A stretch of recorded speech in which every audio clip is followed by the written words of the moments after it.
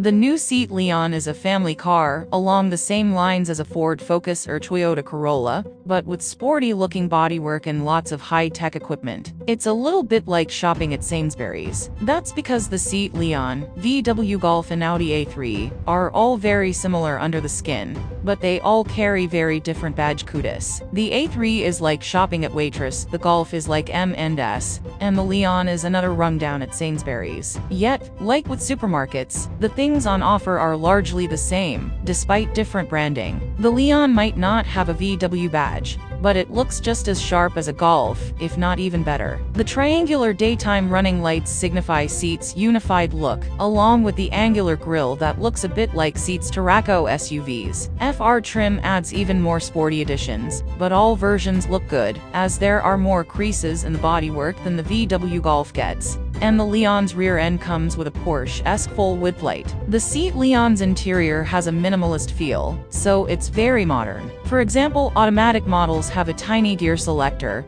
but all cars have a standout touchscreen display with lots of great features and cool-looking air vents. It's well built and looks good, too. The standard screen is good, but the optional 10.0-inch display is worth paying for. It's just a shame about the fiddly touchscreen-based aircon controls. Just like the previous Leon, it's easy to find a good driving position, as there's a good amount of adjustment in the seats and plenty of space in the cabin. In fact, the new Leon is a better car for families than ever, because there's loads of space in the back seats. Even adults will be comfy in the rear. Petrol and diesel engine options are good to see, as everyone has different circumstances. The best overall is the 150 horsepower 1.5-liter petrol. It's punchy, smooth, and economical enough. The diesel engines make more sense for high-mileage drivers, though. There's also a plug-in hybrid version that's worth considering if you have somewhere to charge it and you do lots of driving in town, where its electric motor will be at its most efficient.